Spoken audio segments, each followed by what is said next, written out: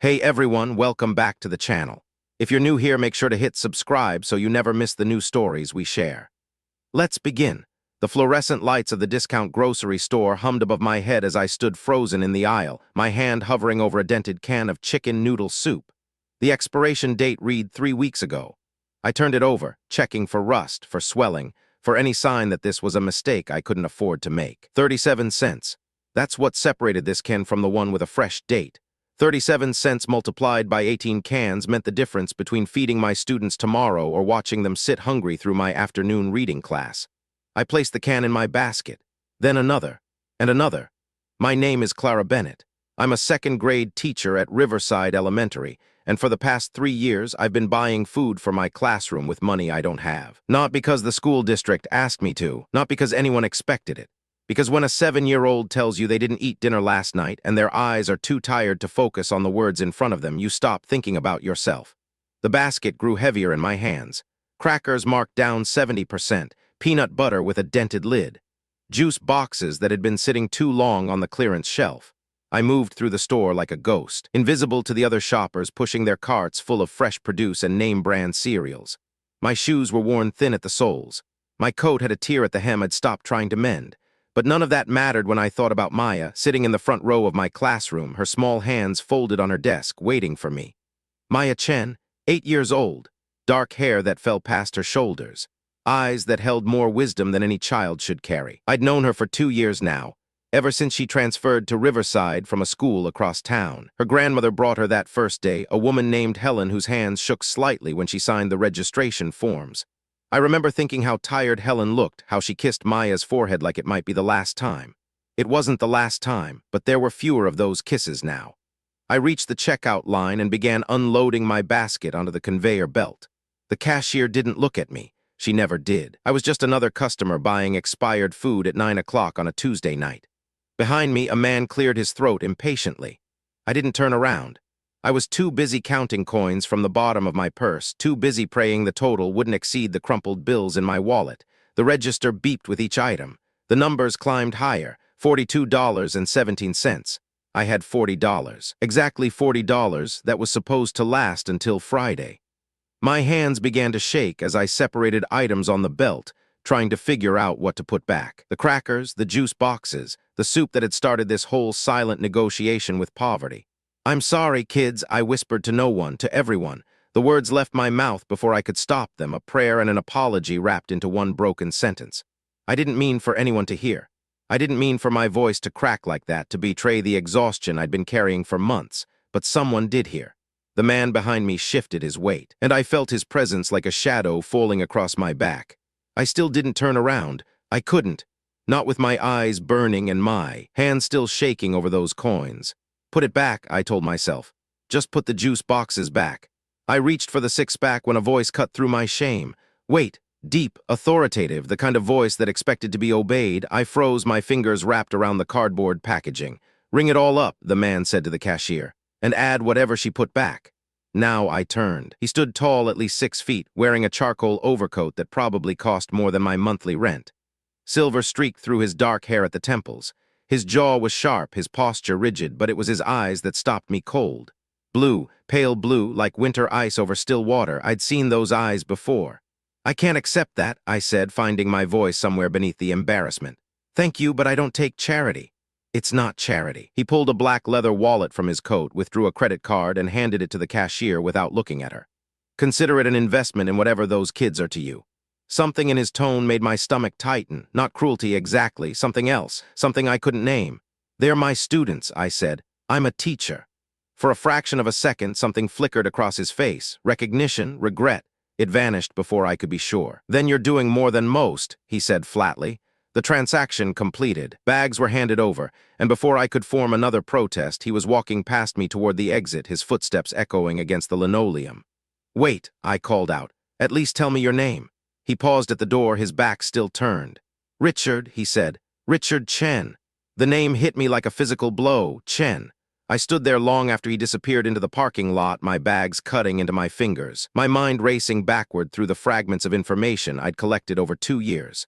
Maya Chen, abandoned by her father when she was barely 3 years old, raised by her grandmother because her mother had died in childbirth. Helen had told me the story in pieces, each word heavier than the last. The father had left money, a trust, and then vanished from their lives entirely. That night I drove home through empty streets, the groceries sitting in the passenger seat like passengers themselves. The rain started somewhere around Maple Avenue, streaking the windshield with tears that matched my own. Richard Chen, the man who had paid for expired food, didn't know what he'd done, or maybe he did. Maybe he'd heard Maya's name in my whispered apology and something had stirred in that cold, careful heart. I didn't sleep that night.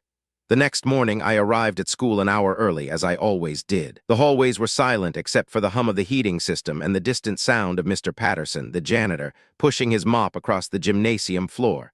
I arranged the food on the small table in the corner of my classroom. The crackers went in a basket. The soup cans lined up like soldiers. The juice boxes formed a colorful pyramid that I knew would make the children smile. Maya always arrived first. She pushed through my door at 7:45, her backpack nearly as big as she was, her dark hair braided into two neat plaits that Helen had probably spent 20 minutes perfecting. "Good morning, Miss Bennett," she said, her voice soft and musical. "Good morning, sweetheart. Did you eat breakfast?" She nodded, but I saw the hesitation, the tiny pause before the lie. "Come here," I said, gesturing toward the snack table. "Help me organize these juice boxes. I think they're staging a rebellion." She giggled, a sound so pure it almost hurt, and set her backpack by her desk before joining me. Her small fingers worked quickly, restacking the boxes into a neater arrangement. "Miss Bennett." "Yes. Do you ever get lonely?" The question caught me off guard. I knelt down to her level, meeting those winter ice eyes that I now recognized with startling clarity. "Sometimes," I admitted. "But then I come here and I have all of you, and that makes the loneliness feel smaller." She considered this with the gravity of someone much older. "Grandma gets lonely," she said quietly. She doesn't say it, but I can tell. She looks at old pictures sometimes, pictures of my mom, and pictures of a man I don't know. My heart clenched. "Maybe that man was someone who loved your mom very much," I offered carefully. "Maybe." Maya shrugged with practiced indifference, "But he's not here, so I guess he didn't love us enough to stay." The classroom door opened and the first wave of students poured in, shattering the fragile moment. But Maya's words stayed with me, burrowing deep into a place I couldn't ignore. That afternoon during recess, I stood by the window watching the children play. Maya sat alone on a bench near the oak tree, a book open, on her lap, her legs swinging above the ground. She was brilliant, top of her class in reading and mathematics, but there was a loneliness in her that mirrored my own, a sense that she was waiting for something or someone who might never come. I thought about Richard Chen, the way he'd looked at me when I said the word students. The way his jaw had tightened almost imperceptibly. Did he know that his daughter sat 30 feet from where I stood, carrying the weight of his absence like a stone in her pocket? The bell rang. The children streamed inside, and I pushed the questions down where they couldn't distract me. But that evening, as I drove past the grocery store where everything had changed, I saw a black Mercedes parked in the lot. And leaning against it, his arms crossed, his eyes scanning the entrance, was Richard Chen. He was waiting for someone. He was waiting for me. I pulled into the parking space beside him, my heart hammering against my ribs. For a long moment, neither of us moved. The engine idled. The rain started again, a soft patter against the roof. Finally, I turned off the car and stepped out. "You knew," I said. It wasn't a question. Richard's expression remained unreadable, but his eyes betrayed something deeper. Pain. The kind that had been buried so long it had calcified into something resembling coldness. "I suspected," he said carefully, "when you mentioned students when I saw your school ID lanyard. You ran background checks. I'm a thorough man. I stepped closer, rain soaking through my coat, and I didn't care. She's 8 years old, Richard, 8, and she thinks her father abandoned her because he didn't love her enough. Do you have any idea what that does to a child?" His jaw tightened. The mask slipped just for a moment. "I know exactly what that does," he said quietly, "because someone did it to me first." The admission hung between us like smoke. I waited, and slowly, reluctantly, the story began to emerge.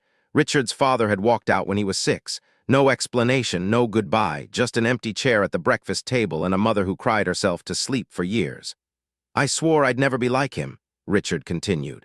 "When I met Maya's mother, when we found out she was pregnant, I thought I could fix everything my father broke. I thought love would be enough. What happened? She died." The words came out flat, hollowed by repetition. "Complications during delivery. I was in the waiting room with flowers when the doctor came out with that look on his face, and I just shattered. I understood something then, not forgiveness, not yet, but understanding. You couldn't look at Maya," I said softly, "because she reminded you of everything you'd lost." Every time I held her, I saw her mother's face, and the guilt of surviving when she didn't, it crushed me. So I did the only thing I knew how to do. I made sure she was provided for financially, and I disappeared. That's not provision, Richard. That's abandonment dressed in a suit and tie. He flinched. Good, I know that now. His voice cracked, and for the first time I saw the man beneath the armor, broken, terrified, desperate. Seeing you last night, hearing you apologize to those children for not being able to give them enough, it held up a mirror I've been avoiding for years. The rain intensified. Neither of us sought shelter.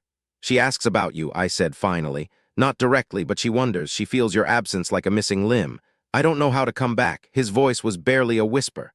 I've built myself into someone she wouldn't recognize, cold, distant, focused on money because money can't betray you. I reached out then, something I never expected to do, and placed my hand on his arm. You start by showing up, I said.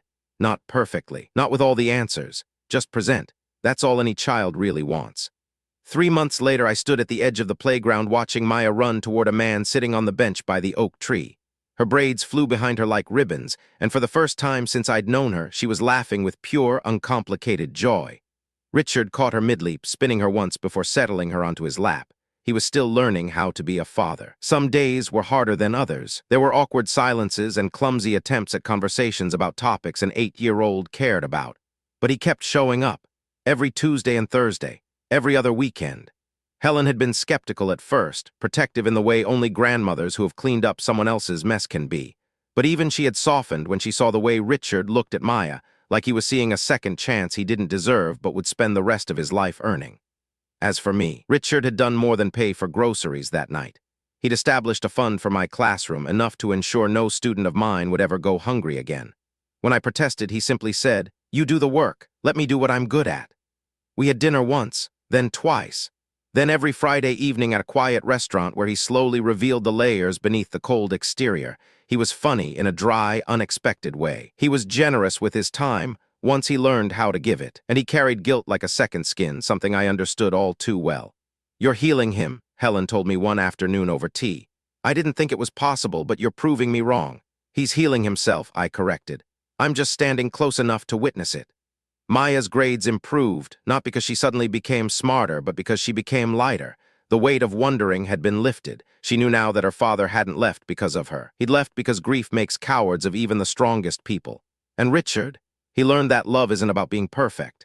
It's about being present through the imperfect moments. It's about sitting through the mess, the anger, the tears, and choosing to stay anyway.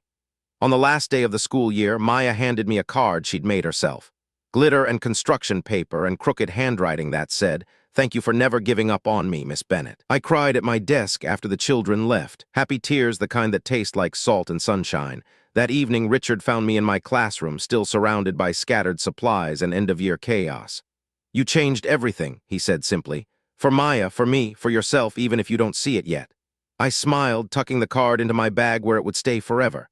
"I bought expired soup," I reminded him. "That's all I did." "No." He stepped closer, his winter ice eyes warm now with something I was only beginning to recognize. "You whispered an apology to children you love, and the universe made sure the right person heard it. Maybe that's how miracles work, not with thunder and lightning, but with quiet words spoken in grocery store aisles, overheard by strangers who turn out to be exactly who we needed all along." Thanks for watching. Subscribe and visit the channel for more real-life stories.